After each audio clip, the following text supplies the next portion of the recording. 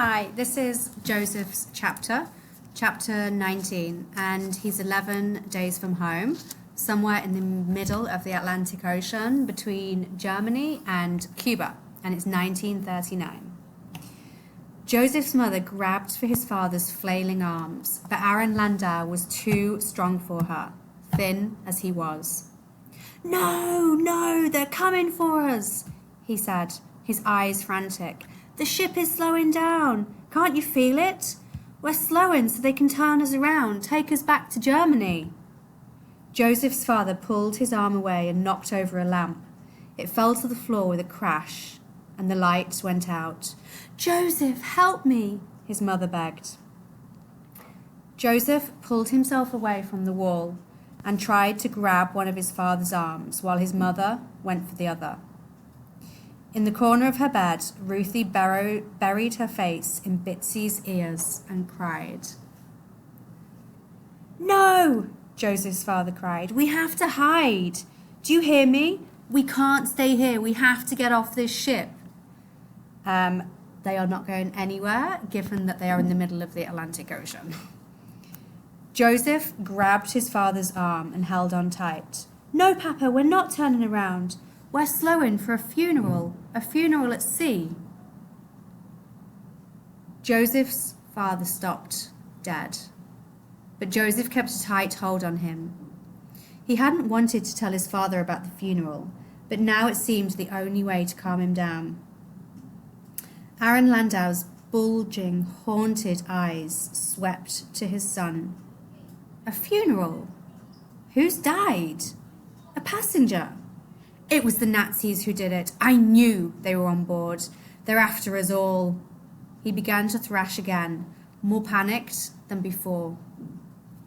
No, Papa, no, Joseph said. He fought to hold on to his father.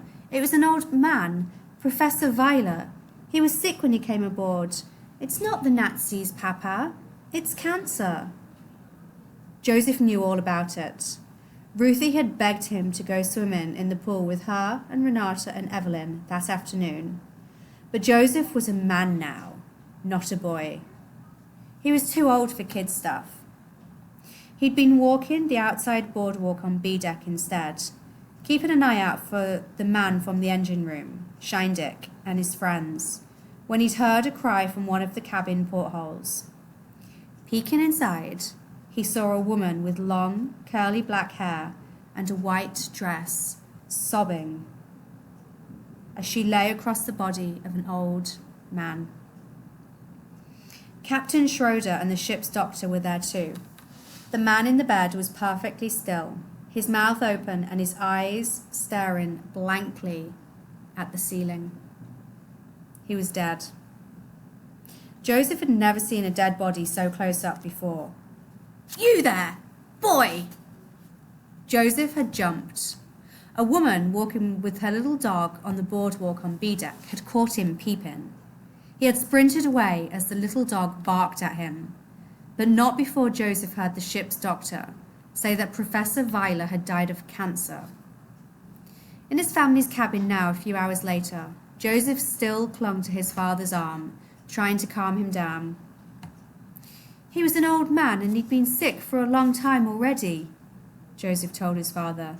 They're burying him at sea because we're too far from Cuba.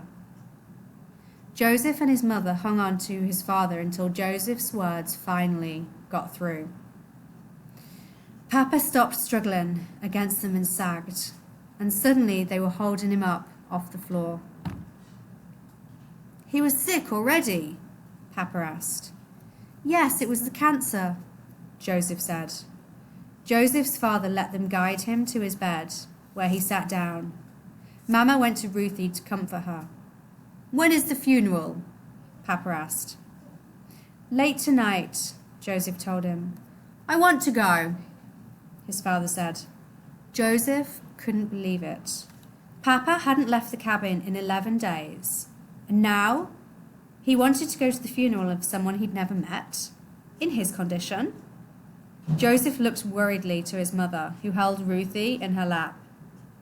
I don't think that's such a good idea, Mama said, echoing Joseph's thoughts. I saw too many men die without funerals at Dachau. I will go to this one. Dachau is a concentration camp on the border of Germany and Austria, and it was the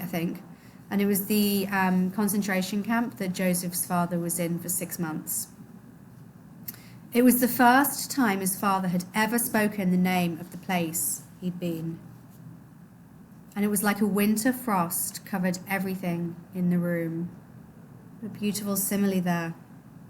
It ended the conversation as quickly as it had begun. "Take Joseph with you then," Mama said. "Ruthie and I will stay here." That night, Joseph led his father to A deck, where the captain and his first officer waited with a few other passengers. The passengers' clothes looked shabby or old. It was only when he heard his father tearing his shirt that Joseph understood. Ripping your garments was a Jewish tradition at funerals, and they had torn theirs in sympathy with Mrs. Weiler. Joseph pulled on his own collar until the seam ripped. His father nodded, then led him to the sandbox by the pool and had him take a handful of sand.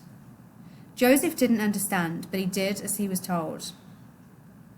The elevator to A deck arrived, and Mrs. Weiler emerged first, a candle in hand.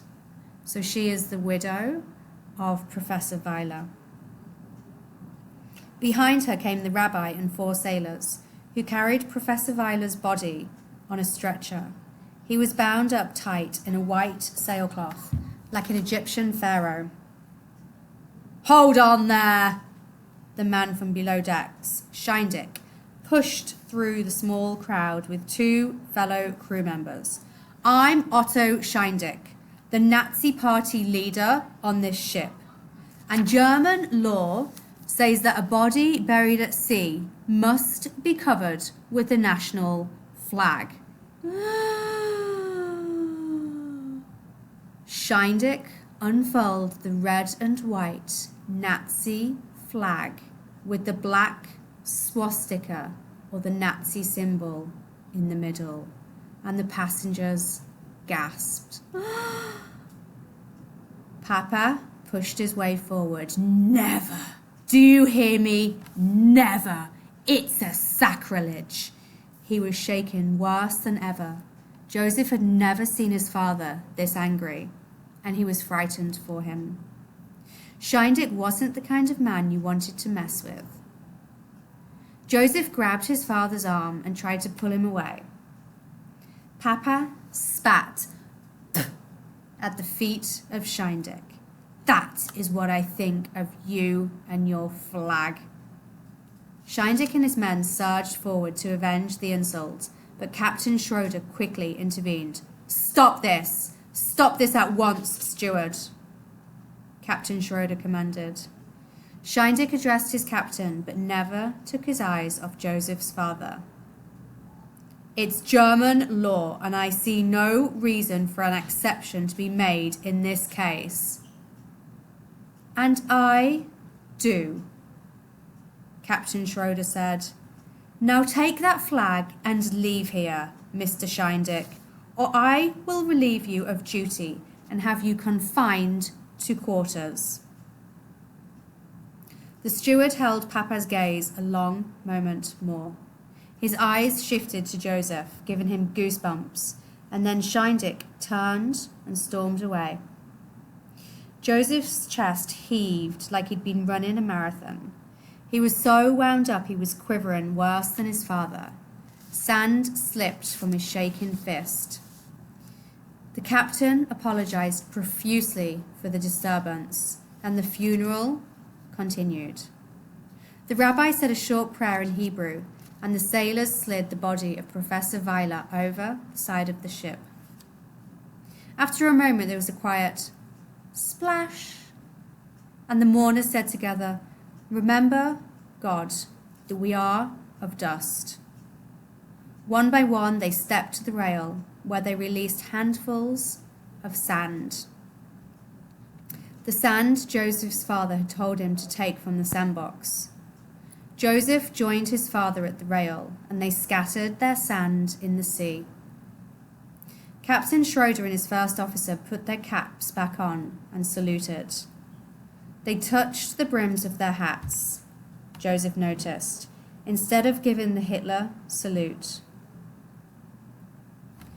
Without words, the funeral service broke up. Joseph expected his father to return to their cabin right away, but instead he lingered at the rail, staring down into the dark waters of the Atlantic. What is he thinking? Joseph wondered.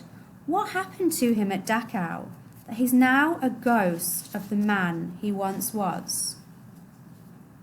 At least he didn't have to be buried in the hell of the Third Reich, his father said. The ship rumbled softly, and Joseph knew the captain had restarted the engines. They were on their way to Cuba again, but how much time had they lost?